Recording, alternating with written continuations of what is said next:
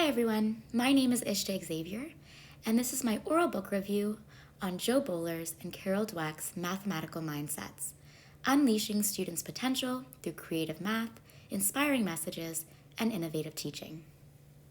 In Mathematical Mindsets, Joe Boaler and Carol Dweck explore how mindset plays an instrumental role in student achievement in mathematics. Boaler and Dweck aim to disrupt the cycle of math anxiety and math trauma in students by applying and building on Carol Dweck's growth mindset approach, specifically inside mathematics. They invite educators to commit to changing mathematics classroom practices by bridging the gap between relevant research findings and practical strategies. Here is an outline of the chapters in Mathematical Mindset.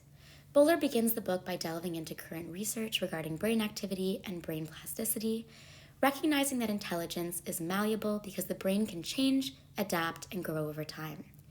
She challenges the misconception that there exists a math brain and claims that through hard work, students can find success and joy in mathematics.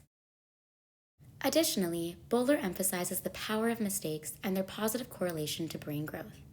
Students with a growth mindset can recognize their mistakes, embrace challenges, and perceive errors as opportunities to improve. She highlights how teachers' attitude and the type of activities that teachers set in the classroom can either promote or hinder growth mindset with learners.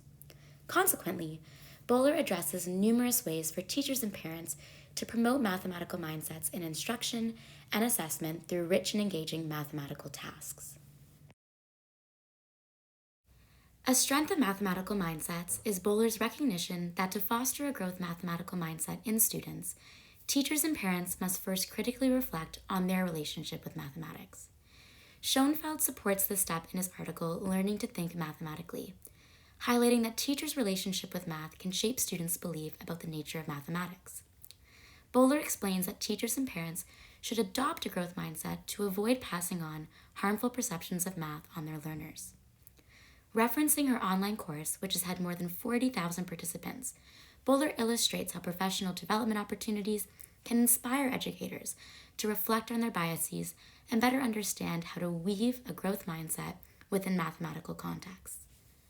I especially love that Boaler claims that changing mindsets in math begins with inviting students to appreciate the creativity and beauty of mathematics.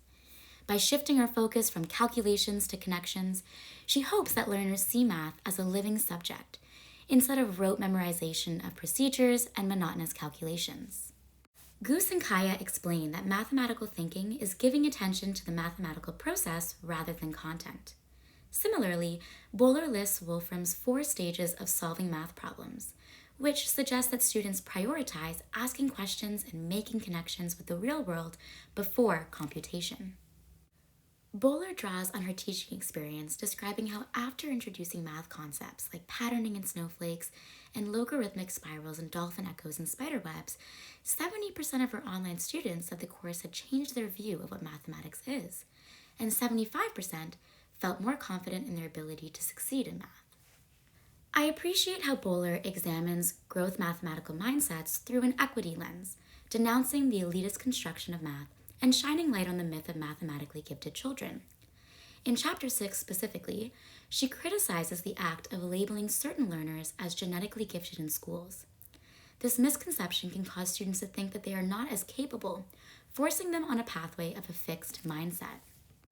Although humans are born with brain differences, Boaler explains that it is opportunities and great tenacity and persistence that allows individuals to excel in math. In Schoenfeld's article, Pollack's predilection to quantify and model is considered a natural tendency for mathematicians. The mathematical disposition of seeing the world through math-colored glasses is an inherent skill shaped by community of practices. Boaler strives to debunk the notion that math is an innate talent or a fixed trait, as this assumption divides and creates inequities that pervade mathematics education. She provides suggestions to make math more inclusive, such as collaboration, ethnomathematics, and rethinking homework by focusing on reflection and inquiry. In Chapter 8, Boaler investigates assessment by revealing which assessment approaches can damage students' growth mindset in mathematics. She recommends that teachers assess less and invest this time in giving diagnostic comments and positive constructive feedback. In addition to this, teachers should be evaluating students through formative assessments throughout the school year, as it empowers students to become more aware of their learning journey.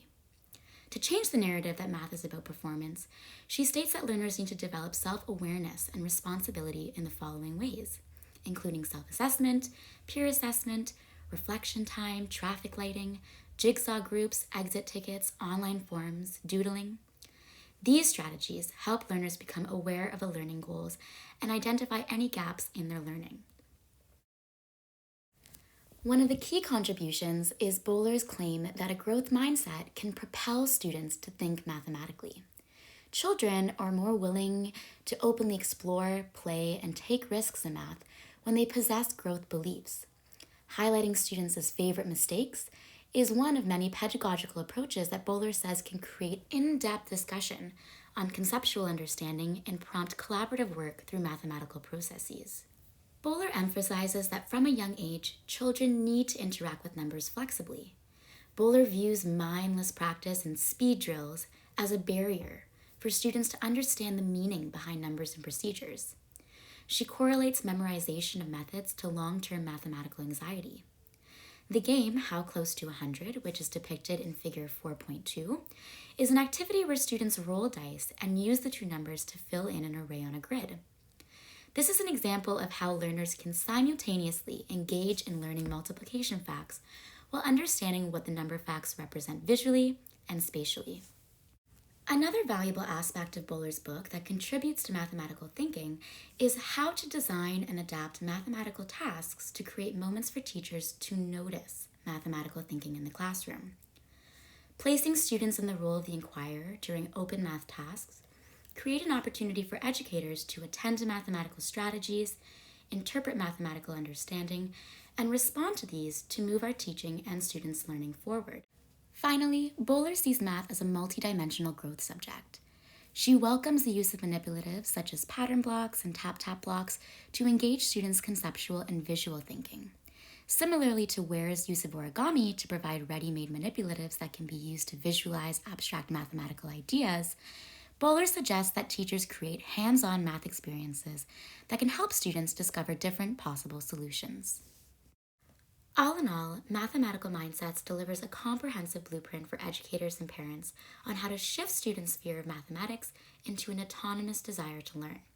I look forward to hearing your thoughts on the questions I've posted in the discussion thread, and I'm eager to learn how you might transform learners' self-doubt into self-confidence in your mathematics classroom.